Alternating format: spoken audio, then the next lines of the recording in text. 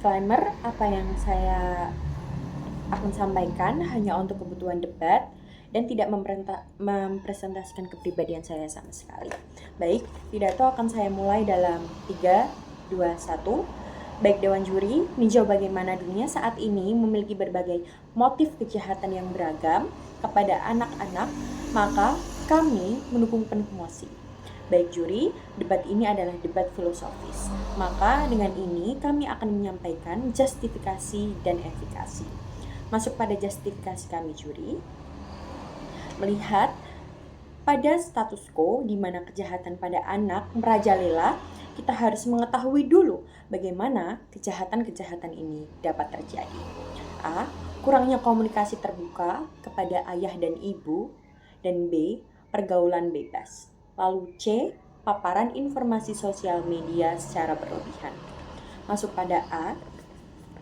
Kita semua tahu bahwa para remaja cenderung menutupi diri dari keluarga. Ini disebabkan oleh faktor biologis seperti pubertas maupun faktor lingkungan keluarga itu sendiri. Di fase ini, remaja cenderung merasa terasingkan di rumahnya sendiri, merasa bahwa ortu tidak sanggup memahami maksud mereka. Ini juga bisa dan sangat sering terjadi karena beberapa orang tua malah terus menginvalidasi perasaan mereka hingga tidak dapat menciptakan ruang aman untuk para remaja ini bercerita. Di sisi orang tua, mereka terus berpikir bahwa anak-anak ini lebay dan menganggap anak generasi sekarang lemah secara mental. Padahal kita sendiri tahu bahwa banyak sekali faktor yang menyebabkan para remaja di generasi sekarang dapat merasa seperti itu. Yaitu A, sudah melek terhadap informasi kesehatan mental dan masih banyak lainnya. Tentu ini berefek ke permasalahan B atau pergaulan bebas. Remaja-remaja ini biasanya terbentuk dari latar belakang yang sama, lalu mereka akan memvalidasi perasaan satu sama lain. Sebenarnya ini tuh baik juri, namun kebanyakan banyak dari mereka malah melampiaskan emosi yang kurang stabil itu ke hal-hal buruk. Misalnya seperti narkoba atau drugs, tawuran, minuman keras, dan kenakalan remaja lainnya. Lalu C juri, paparan internet secara berlebih juga mampu membunuh remaja ini secara berkala. Contohnya, ada anak-anak korban grooming, pencucian otak, dan paparan pornografi juri. Pada anak-anak korban grooming, cenderung korban yang usianya 11 hingga 16 tahun, misalnya yang masih duduk di bangku SD hingga SMP, bahkan masih di awal masuk SMA, mereka dimanfaatkan oleh pelaku pedofilia untuk memenuhi kebutuhan jahat mereka. Dan rata-rata pelaku ini juri mendekati korban via sosial media seperti Telegram, Instagram, dan lain sebagainya.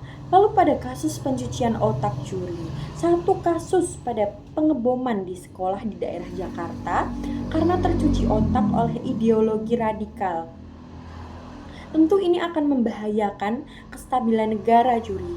Anak-anak yang tidak bersalah juga menjadi korban pada peristiwa ini. Jika terus dibiarkan, skala remaja-remaja ini akan menjadi potensi teror besar bagi kehidupan masyarakat kita juri. Dan ini juga akan menggeser apa yang sudah menjadi moralitas kita dan di masyarakat. Ini akan menggeser tatanan sosial di masyarakat kita juri. Lalu pada pornografi, banyak anak-anak yang masih duduk di bangku SD sudah mengetahui apa itu porn. Sekali lagi juri, porn bukan edukasi seks. Ini sudah mengkhawatirkan juri. Anak-anak tidak sepantasnya tahu terkait pornografi dan hal-hal semacamnya. Mereka belum rasional, belum mengetahui resiko akibat hal-hal seperti ini juri. Apalagi terkait dengan penyakit menular seksual dan potensi-potensi bahaya lainnya. Lalu juga banyak sekali remaja yang hamil di usia dini akibat paparan pornografi. Secara mental dan fisik, mereka belum siap dan mereka sadar akan itu. Lalu ujungnya mereka akan memilih melahirkan anak mereka atau menggugurkannya. Yang berarti resiko baru muncul, Juri. Ketidaksiapan mental. Mereka akan depresi, lalu ketidaksiapan finansial. Ini juga akan terus membuat kondisi finansial yang buruk yang dibebankan ke negara, dan ini ujung-ujungnya juga akan menciptakan kemiskinan struktural. Mereka tidak akan mampu untuk menciptakan taraf hidup yang baik, dan ini juga sangat tidak sesuai dengan apa yang menjadi interest kita, menjadikan mereka sejahtera dan juga memberikan mereka pendidikan yang layak. Karena apa? Karena mereka sudah terbebani dengan kehidupan rumah tangga mereka yang nanti juga tidak tahu akan berakhir baik atau buruk. Lalu Juri, di sini poin-poin dari efikasi kami adalah para remaja ini tentunya akan menghadapi struggle atau menghadapi masalah buruk yang baru apabila mereka tidak dapat menyampaikan apa yang menjadi kondisi mereka sekarang kepada orang tuanya, Juri. Bangga menjadi tim preposisi.